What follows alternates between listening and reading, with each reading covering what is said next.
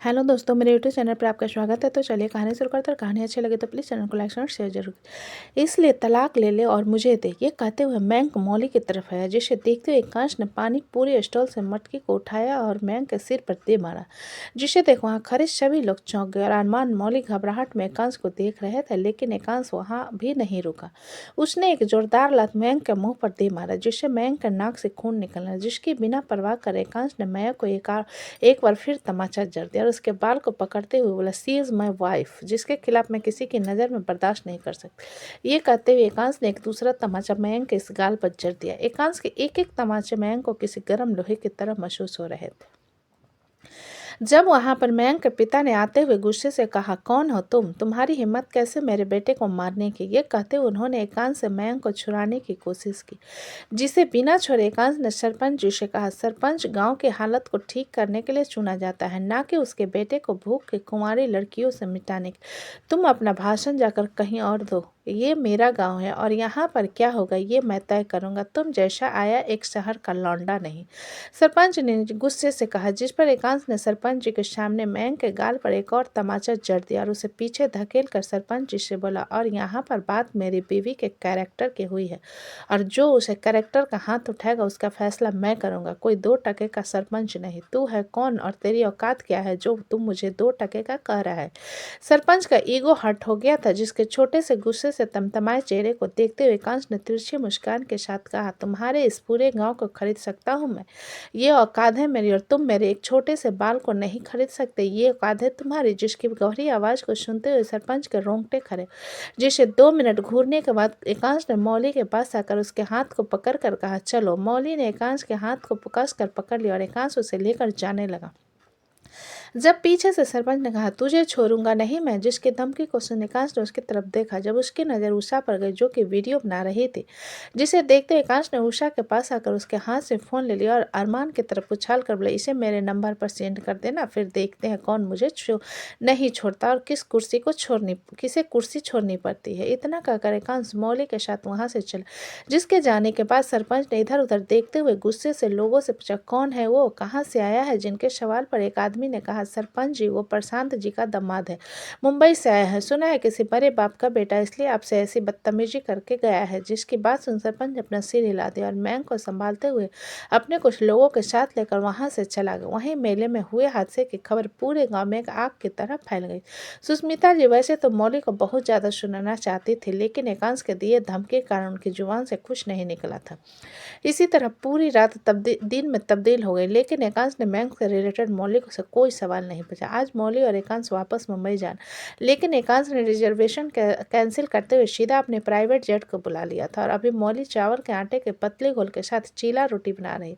वहीं बाहर अरमान आग सेकते हुए बैठा था, क्योंकि ठंड थोड़ी ज्यादा थी। जब एकांश वहां पहुंच गया और आग में किसी चीज को देखते हुए, ये क्या है, जिसके जवाब में अरमान ने कहा, ये रोटी है, इसे पत्तों से ढककर बनाया जाता है और कंडों से पकाया जाता है। कंडोम से पकाया जाता है, ये कैसे। एकांश ने अजीब सा मुंह बनाते हुए, जिसकी बात सुन अरमान ने चिढ़ते हुए कहा, कंडोम नहीं कह रहा हूँ जीजू, कांडा, गोबर को सुखाकर जो बनता है उसे कांडा कहते हैं। जिसे सुन एकांश ने अपना सिर हिला दिया और आग के किनारे बैठ गया। जब मौली वहां आई और रोटी को निकालने लगी, जिसे देखते एकांश ने कहा, आग लग जाएगी, बुझ गई है। ये कहते हुए मौली ने उसमें रखे 2-3 टमाटर को निकाला और कटोरी में डालते वहां से चली गई। जिसके जाने के बाद एकांश ने अरमान से पूछा, वो लड़का कौन था। जिसके अचानक सवाल पर अरमान चौंक गया और बोला, वो सरपंच जी का बेटा है, मुझे पता है उसका और मौली का क्या कनेक्शन है। एकांश ने बिना किसी भाव से पूछा, जिसके जवाब में अरमान ने कहा, मौली उस टाइम 9th क्लास में थी जब उस लड़के ने उसके साथ जबरदस्ती करने की कोशिश की थी। जिसकी बात सुन एकांश ने मन में सोचा, मतलब 4 साल पहले मुझसे मिलने के बाद। ये सोचते हुए एकांश ने अरमान की तरफ देखा और फिर पूछा, फिर क्या। उस टाइम पर भी मैं स्कूल में था जब मौली को बचा लिया था। प्रिंसिपल से बात की तो उन लोगों ने मौली को बहुत ज़्यादा डरा दिया और उसे चुप रहने के लिए कहा। सरपंच ने बदनामी के डर से अपने बेटे को गांव से बाहर शहर में भेज दिया और अब वापस आ गया है। शायद इतने साल तक वो सिर्फ मौली से बदला लेने की प्लानिंग कर रहा था। अरमान ने जवाब दिया, जिस पर एकांश ने अपना सिर हिला दिया और कोई दूसरा सवाल नहीं पूछा। जब थोड़ी देर बाद मौली रोटी को भी निकाल कर ले गई और एकांश के हिस्से का उसे देने लगी, जिसे देखा एकांश ने कहा, मैं नहीं खाऊंगा। जिसके बाद में मौली ने ऊपर के छिलके को निकाल दिया और नरम हिस्से को देते हुए बोले, अब खा लीजिए। एकांश ने रोटी की तरफ देखा और उसे लेकर खाने, जिसे देख अरमान ने कहा, जीजा जी चटनी से खाते हैं। जिसकी बात पर एकांश ने रोटी को तोड़ते हुए चटनी में खाना शुरू तो उसकी आंखें चमक उठी और उसने खाते हुए मौली से पूछा, तुम घर में भी बनाओगी? इसका टेस्ट अच्छा है। अरमान ने एकांश की बात सुनकर कहा, क्या आपको वहाँ पर कंडे मिलेंगे? जिस पर एकांश ने बड़े एटीट्यूड से कहा, मेरे लिए किसी भी चीज़ को खरीदना बड़ी बात नहीं है। प्रशांत जी ने एकांश की बात सुनकर कहा, यहाँ से ले जाइए, हमारे यहाँ बहुत है। जिनकी बात सुन एकांश ने अपना सिर हिला दिया। जब वहाँ पर सरपंच जी ने आते हुए प्रशांत जी से कहा, नमस्कार प्रशांत जी, आप तो घर में खुला सांड लेकर घूम रहे हैं। जिनकी आवाज़ सुन एकांश ने तिरछी नज़र से सरपंच जी की तरफ देखा और उन्हें इग्नोर करते हुए मौली से कहा, और दो। जिस पर मौली ने अपने हिस्से के मुलायम रोटी को एकांश को दे दिया और छिलका खुद खाने लगे। वहीं सरपंच जी एकांश के इग्नोर करने पर उसे घूरने लगे। जब प्रशांत जी ने सरपंच जी से पूछा, क्या बात है सरपंच जी? जिसके जवाब में सरपंच जी ने कहा, कल गांव के विशाल मेले में, जिसकी बात को बीच में काटते एकांश ने कहा, उसे जानवरों का बाजार कहते हैं, जहां पर एक कसाई घुसकर बकरी को हलाल करने की कोशिश कर रहा था। जिनकी बात सुनते हुए सरपंच जी ने गुस्से से एकांश को घूरा। जब सूर्यवंशी हाउस के बाहर दो गाड़ी आकर रुकी, सब लोगों ने सामने देखा तो गाड़ी से मल्हार अध्यात्म बाहर निकला। दूसरी गाड़ी से विध्वंस और दीपक बाहर है, जिनके साथ उनके बॉडीगार्ड भी थे। जिन्हें देखते हुए एकांश ने रूड अंदाज में कहा, यू ब्लडी फॉकर्स, इतना वक्त लगता है आने में? विध्वंस ने एकांश की बात को इग्नोर करते हुए मौली के हाथ से रोटी के छिलके को लेकर देखते, इसे खाते हैं? विध्वंस के अचानक सवाल पर मौली हल्का चौंक गई, फिर अपना सिर हिला दी। जिस पर विध्वंस ने रोटी के छिलके को खाया और मुस्कुराते हुए कहा, ये तो बहुत अच्छा है, तुम मेरे लिए बनाओगे? एकांश ने विध्वंस की बात सुनकर कहा, यह कंडों से बनता है। दीपक एकांश की बात सुन मुंह बनाता है, इसमें तो कितने सारे कंडोम वेस्ट हो जाएंगे और कोई वाला कंडोम से बना रोटी कैसे खा सकता है? जिसकी बात पर अरमान ने झुंझुलाते उन लोगों से कहा, आप सभी कितने गंदे दिमाग के हो, गोबर के कंडों से बना है। अरमान के बात पर सब लोगों ने उसकी तरफ देखा, जिनकी नज़र पर अरमान थोड़ा सा घबरा गया। तब मल्हार ने एकांश से कहा, बॉस चलिए। जिसकी बात पर एकांश ने अपना सिर हिला दिया और मौली से कहा, जाकर बैग ले आओ। मौली एकांश की बात सुन वहां से उठकर कमरे की तरफ चली गई। जिसके जाने के बाद विध्वंस ने रोटी खाते हुए एकांश से पूछा, तुझे क्या हुआ? दीपक विध्वंस की बात सुनकर बोला, कैसा सवाल पूछ रहा है यार, शादी हो गई है जिसकी, इसलिए इसका चेहरा चमक रहा है। विध्वंस ने एक नज़र दीपक को देखा और एकांश की तरफ देखते हुए पूछा, ये भोंदू जो कह रहा है सच है क्या? लेकिन मुझे तो नहीं लगता। विध्वंस के सवाल पर एकांश ने दीपक से कहा, तेरी बहन की ड्यूटी अभी कहाँ है? गोपालपुर अभी उनके अंदर में आता है, क्या हुआ? दीपक ने कंफ्यूज होते हुए, जिस पर एकांश ने उसे सरपंच की तरफ इशारा करते हुए कहा, इस सरपंच को उसकी कुर्सी से हटाना है। जिसकी बात सुन अब जाकर सब लोगों ने सरपंच की तरफ देखा, जिनकी नज़र को खुद पर महसूस करते हुए सरपंच भी थोड़ा घबरा गया। तब विध्वंस ने खड़े होते हुए पूछा, एकांश से पूछा, क्यों, क्या किया इन्होंने? जिसके जवाब में एकांश ने जो कुछ भी पिछली रात मेले में हुआ था सब कुछ उन लोगों को बता दिया। जिसकी पूरी बात सुनने के बाद विध्वंस ने कहा, जिंदा छोड़कर गलती कर दी, ऑन द स्पॉट गोली मार देनी चाहिए थी, बाकी हम संभाल लेते। विध्वंस की बात सुन सरपंच ने कहा, तुम सब आखिर खुद को समझते क्या हो? वो तो तुम्हारी कुर्सी जाने के बाद पता ही चल जाएगी तुम्हें सरपंच के आखिर हम कौन हैं। विध्वंस ने उसी लहजे में कहा, जिस पर सरपंच ने बहुत गुस्से से उन लोगों को घूरा। तब विध्वंस ने एकांश से कहा, तुझसे कुछ जरूरी बात करनी है। जिसे सुन एकांश ने उसकी तरफ देखा और अपना सिर हिला दिया। जब मौली बैग लेकर वहां आ गई, दीपक ने मौली के हाथ से बैग लिया और बाहर की तरफ चला गया। इस बीच मल्हार अरमान को देख रहा था और अध्यात्म मल्हार को देख रहा था। जब अरमान ने मौली को गले लगाते हुए कहा, रोने की जरूरत नहीं है, हम तेरा इंतजार करेंगे। जिसके बाद मौली ने उसे गले लगाए हुए अपना सिर हिला दिया और प्रशांत जी के गले लगाकर बोली, मुझसे मिलने आते रहना पापा, यह भी कोई कहने की बात है, मैं जरूर तुमसे मिलने आऊँगा।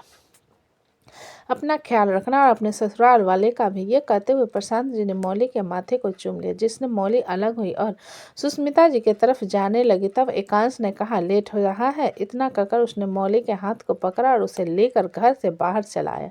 जिनके पीछे बाकी सब लोग भी आ गए और एकांश प्रशांत जी से इजाज़त लेकर अपने दोस्तों के साथ हेलीपैड की तरफ गाड़ी में बैठकर निकल गए।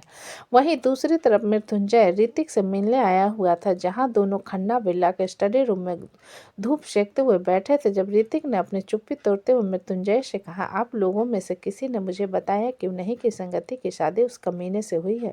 ऋतिक के अचानक सवाल को सुन मृत्युंजय थोड़ा चौंक गया और बोला, तुम्हें उसी वक्त होश आया था ऋतिक, इसलिए हम तुम्हें परेशान नहीं करना चाहते थे। और संगति कहाँ है? ऋतिक ने पूछा, जिसके जवाब में मृत्युंजय ने अपना सिर नहीं में हिला दिया। मुझे इतना पता है कि वो किसी मीटिंग में गई है। सब लोग यही क्यों कह रहे हैं? वो किसी मीटिंग में नहीं जा सकती, वो पक्का किसी खतरे में है। ऋतिक ने झुंझलाते हुए कहा, जिस पर मृत्युंजय ने उसे शांत करवाया, तुम परेशान मत हो, अगर ऐसी कोई बात है तो मैं इन्वेस्टिगेट करवाता हूँ, संगति के बारे में पता चले। इतना कहकर मृत्युंजय ने डेविड को मैसेज ड्रॉप कर दिया और फिर से बाहर की तरफ देखने लगा, जिस पर ऋतिक ने पूछा, मैंने सुना कि राशि की सगाई हो रही है आयुष्मान चौधरी के साथ। जिसके सवाल को सुन मृत्युंजय का चेहरा बिल्कुल सर्द हो गया और उसने अपने दांत पीसते हुए कहा, उस मनहूस कमीनी का नाम मेरे सामने मत लो। जिसके अचानक गुस्सा होने पर ऋतिक ने चौंकते हुए पूछा, क्या हुआ? आप इतना गुस्सा क्यों हो रहे हो? ऋतिक ने मृत्युंजय से ये पूछने पर कि आखिर आयुष्मान के नाम लेने पर इतना गुस्सा क्यों? मृत्युंजय की आंखों से सामने समृति का दुल्हन से सजा चेहरा आ गया, जहां वो आयुष्मान के बगल में खड़े, जिसे याद कर मृत्युंजय ने अपनी मुट्ठी भींच कर कहा, वो लड़का समृति का हस्बैंड है। व्हाट? ऋतिक एकदम से चौंक गया, जिस पर मृत्युंजय ने अपना सिर हिलाते हुए कहा, हाँ, आयुष्मान चौधरी समृति का हस्बैंड है। लेकिन ये सब हुआ कब और मुझे इस बारे में किसी ने क्यों नहीं बताया? ऋतिक ने हैरान होते हुए पूछा। मृत्युंजय ने जवाब में कहा, 7 साल पहले जब समृति अपनी दोस्त की शादी में बिहार गए थे, तब आयुष्मान चौधरी के साथ उसकी फोर्स मैरिज हुई थी और हम लोगों ने समृति को वहां से छुड़ा लिया था और आयुष्मान चौधरी से उसका तलाक भी करवा दिया था। फिर बाद में पता चला कि हरिवंश चक्रवर्ती अंकल आयुष्मान के नाना जी है। जिसकी बात बीच में काटते हुए ऋतिक ने कहा, wait, Harivansh Chakraborty, you mean Mridula's father? ये मृत्युंजय ने सिर हिला दिया। जवाब को सुन ऋतिक ने माथे पर हाथ रखते हुए कहा, फक ऑफ। क्या ये सब उसके रिवेंज के लिए है? I don't think so. मुझे नहीं लगता। जिस तरह से हरिवंश अंकल नॉर्मल रहते हैं, उन्हें फर्क पड़ता है, क्योंकि उन्हें भी पता था कि मृदुला गलत थी। मृत्युंजय ने जवाब दिया, जिस पर ऋतिक ने अपना सिर नहीं में हिला दिया। Wrong. I think it's all a drama. Smriti खतरे में है। जिसकी बात पर मृत्युंजय कुछ कहता उससे पहले मृत्युंजय का फोन उसने देखा वैशाली उसे कॉल कर रही थी, जिसे देख मृत्युंजय ने कॉल अटेंड कर कहा, हेलो। जब दूसरी तरफ से वैशाली ने हड़बड़ाते हुए, बरका भैया, अमृत पगला गया है, यहाँ पर समृति का श्राद्ध कर रहा है। जिसकी बात सुन मृत्युंजय की आंखें हैरानी से और उसने कुर्सी से उठते हुए कहा, दिमाग खराब हो गया उसका, प्लीज जल्दी आ जाइए, हमको तो कुछ समझ नहीं आ रहा, क्या करे। वैशाली ने रोते हुए कहा, जिस पर मृत्युंजय ने स्टडी रूम से निकलते हुए कहा, समय आ रहा है। ये कहते हुए मृत्युंजय जाने लगा, जिसे देख पीछे से ऋतिक ने, what happened? Everything is okay. No, Amrit Smriti का श्राद्ध कर रहा है। मृत्युंजय ने रुक कर जा, जिसे सुन ऋतिक ने हैरान होते हुए कहा, what? He is lost this mental balance. I don't know, but मुझे जाना होगा, मृत्युंजय ने कहा। जिस पर ऋतिक ने कहा, मैं भी चलता हूँ। नहीं, तुम आराम करो, तुम्हारा ज़्यादा इधर उधर करना सेहत के लिए सही नहीं है, कुछ नहीं होगा। इतना कहकर मृत्युंजय जल्दी से खन्ना विला के लिए निकल गया। जिसके जाने के बाद ऋतिक ने व्हील चेयर पर अपनी पकड़ मजबूत करते हुए कहा, हो क्या रहा है यहाँ?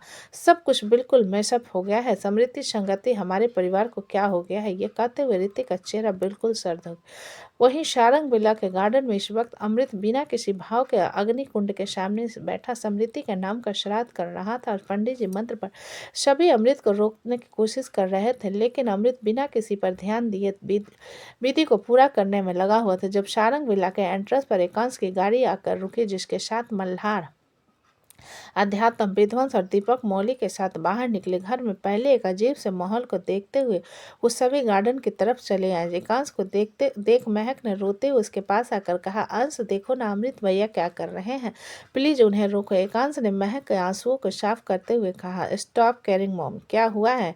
ये कहते हुए एकांश अग्निकुंड की तरफ आया तो उसकी नज़र समृति के फोटो पर चली गई, जिसमें हार पहनाया गया था। जिसे देखते हुए एकांश ने अपने दांत पीस लिए और गुस्से में अमृत के पास आकर कहा, चाचू, हद पार मत कीजिए। जिसकी तरफ बिना किसी भाव को देखते हुए अमृत ने कहा, this is none of your business, this is my family matter, you stay away. जिसके बाद सुने एकांश ने अपना सिर हिला दिया और फूलों को पानी देने के लिए फैले पाइप के नल को चालू करते हुए अग्निकुंड में और सारे सामान पर पानी डालते हुए भिगा दिया और समृद्धि के फोटो से हार को निकालकर अग्निकुंड में फेंकते हुए फोटो को पकड़कर खड़ा हो गया, जिसकी हरकत पर अमृत और पंडित जी एकदम से खड़े हो गए और अमृत ने गुस्से में एकांश के गाल पर एक तमाचा जड़ दिया, जिसे देख सभी घर वाले घबरा गए। शिवांश, विप्लव और शोभित वहां पर नहीं थे।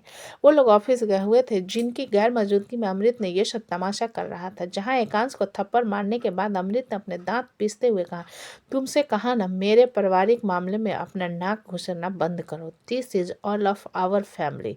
और समृद्धि मेरी दीदी और जिंदा है, एकांश ने सर्द लहजे में कहा, जिसका अमृत के ऊपर कोई असर।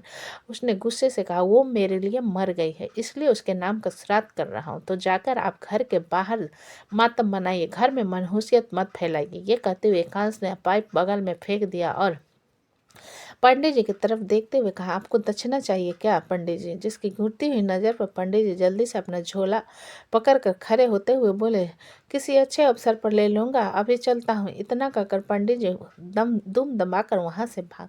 जिनके जाने के बाद एकांश ने श्याम की तरफ देखते उसे अग्निकुंड की तरफ इशारा करते हुए कहा, ये सब तामझाम बटोर कर फेंक दो। जिसकी बात सुन श्याम जल्दी से वहाँ की साफ सफाई करने लगा। जिसे देखते हुए अमृत ने एकांश को उंगली दिखाते हुए कहा, एकांश तुम? जिसकी उंगली को नीचे करते हुए एकांश ने बिना किसी भाव के कहा, वो जिस आदमी से प्यार करती थी उसने उससे शादी की, और यदि आपको वो आदमी पसंद नहीं है तो कभी उनसे बात मत कीजिए, उनकी शक्ल मत देखिएगा, लेकिन घर में ये सब तमाशा मत कीजिए। जब तुम मेरी जगह रहोगे तब तुम्हें पता चलेगा। अंश की जब एक बेटी सारे विश्वास भरोसे को तोड़ते हुए कल के आए लड़के के लिए तुम्हारे गाल पर तमाचा मार कर जाती है, तब कैसा महसूस होता है? अमृत अपने दास जिसे सुने एकांश ने हल्का सा मुस्कुराते हुए जवाब, मैं उम्मीद करूंगा कि इतनी बड़ी जिम्मेदारी मेरी औलाद मेरे सिर पर न डाले। वो अपने पसंद से शादी कर ली, क्योंकि मैं उसे एक गाय की तरह किसी दूसरे सांड के साथ अपनी मर्जी से खूंटे में नहीं बांधूंगा। जिसे सुन अमृत गुस्से से चिल्लाया, तुम बेहद बदतमीज और घमंडी हो। तो दोस्तों, कहानी कैसी लगी मुझे कमेंट में लिखें। अच्छी लगे तो प्लीज़ चैनल को लाइक करें, सब्सक्राइब करें और ज़्यादा से ज़्यादा शेयर करें। कहानी को पूरा सुनने के लिए धन्यवाद।